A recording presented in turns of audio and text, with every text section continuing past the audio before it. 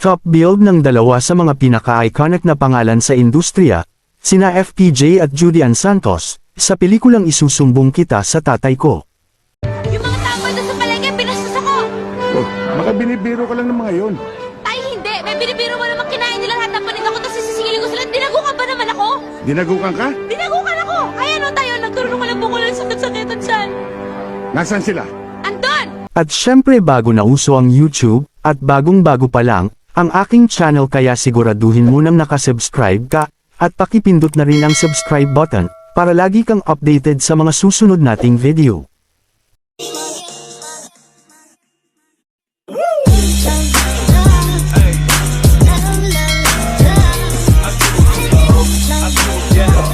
Ang isinasalaysay ang kwento sa pagpapalaki ni Badong na ginampanan ni FPJ, at ang kanyang nag-iisang anak na si Joey, mula nang mamatay ang kanyang asawa sa murang edad. Dahil dito, lumaki si Joey tulad ng kanyang ama, isang batang babae na kumilos bilang isang lalaki. Isang araw, bumisita sa kanilang lugar ang childhood friend ni Badong na si Beth na ginampanan ni Aileen Damiles at naging close sila.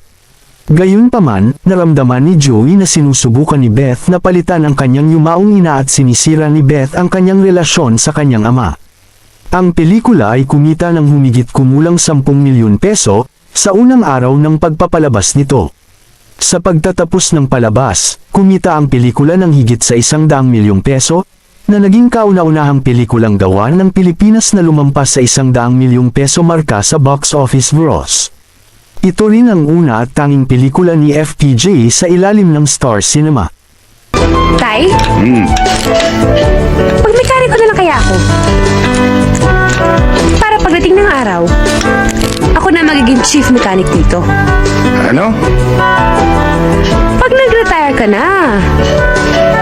Ang asikasuhin yung pag-aaral mo.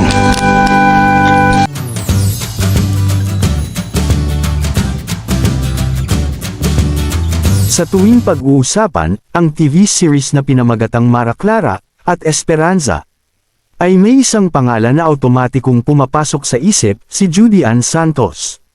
Si Judy Ann ay isang sikat na Filipino icon at celebrity na ang tunay na pangalan ay Judy Ann Lamagi Santos Agoncillo. Nagsimula ang kanyang katanyagan dahil sa napakalaking matagumpay na afternoon television soap na Mara Clara. Ito ay ipinalabas sa loob ng mahigit 5 taon, at kung saan ginampanan niya ang pangunahing papel bilang Mara. Clara, kahit kailan hindi ako nainggit sa'yo. Oo, mahirap nga kami. Mabaho nga tinitira namin. Pero nagmamahalan kami. At alam kong mahal ako ng inay ko.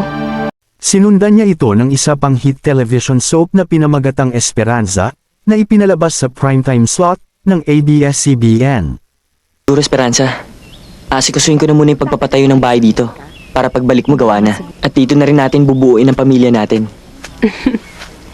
Esperanza, Mami. kailangan na tayong umalis. Baka mahuli tayo sa airport. Si Judy Ann Santos ay isinilang noong May 11, 1978 sa lungsod ng Maynila, kina Carolina Lamagi isang bank officer, at Manuel Derit Santos isang negosyante at proprietor ng wala na ngayong Victoria Supermart sa Tanay Rizal. Mayroon siyang dalawang nakatatandang kapatid, sina Jeffrey Santos na isa ring artista, at nagngangalang Jacqueline. Hindi nagtagal, lumipat ang pamilya sa Antipolo Rizal, kung saan nagtatrabaho ang ama ni Santos. Noong 1986, naghiwalay ang kanyang mga magulang, at ang mga anak ay tumira kasama ang kanilang ina. Pagkalipas ng 3 taon, umalis ang ina ni Santos patungong Toronto, Canada, upang magtrabaho bilang isang personal care assistant para matustusan ang mga pangangailangan ng kanyang mga anak. Nanatili sa Pilipinas si Santos at ang kanyang mga kapatid, kasama ang kanilang yaya na si Sabina Binay Quinetana. Lumipat sila sa Quezon City kung saan siya nag-aral ng elementary at high school. Sa edad na 8 taon, sinimulan ni Santos ang kanyang profesional na karera sa pag-arte, nang siya ay gumawa ng kanyang debut, noong siya ay menor de edad na may pamagat, na Kaming Mga Ulila noong 1986. Ang kanyang mga inaasam-asam sa karera ay bumuti, nang gampanan niya ang eponymous na karakter sa mga pambata na serye sa telebisyon na Ula, Ang Batang Gubat noong 1988. Nang maglaon, ay lumitaw siya sa ilang mga pansuportang tungkulin sa mga pelikula, kabilang ang Impactita, 1989, Regal Shocker, The Movie, 1989, at Jezebel, 1990.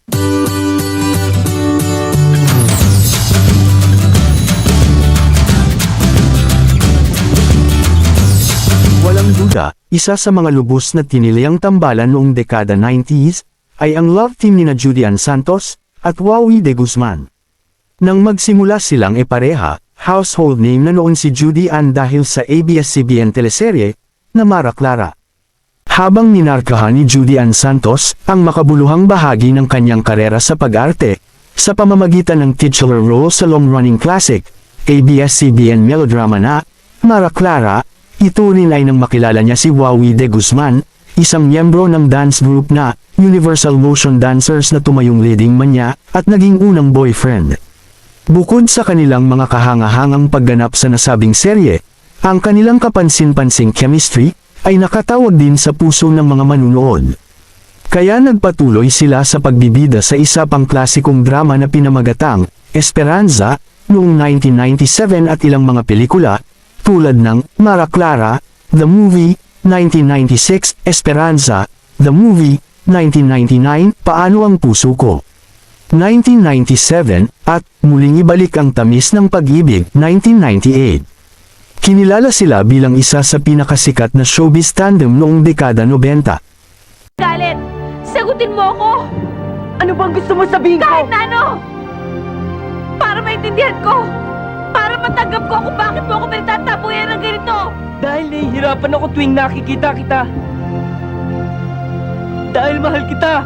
Maraming salamat sa muling panunood, hanggang sa dulo ng aking video. At huwag kalilimutang mag-subscribe, at pindutin mo na din ang notification bell, para lagi kang updated pag nag-upload ako ng mga bago kong video. Thank you for watching.